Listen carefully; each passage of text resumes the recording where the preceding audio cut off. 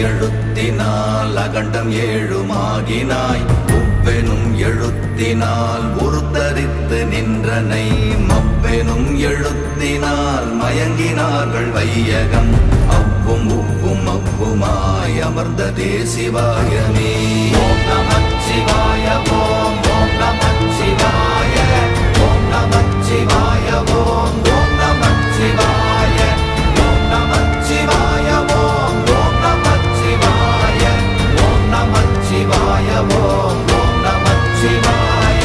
மூன்று மண்டலத்திலும் முட்டி நின்ற தூணிலும் நான்ற பாம்பின் வாயினும் நவின்றெழுந்த அச்சரம் ஈன்ற தாயும் அப்பரும் எடுத்துரைத்த மந்திரம் தோன்றுமோர் எழுத்துளே சொல்ல வெங்குதில்லையே.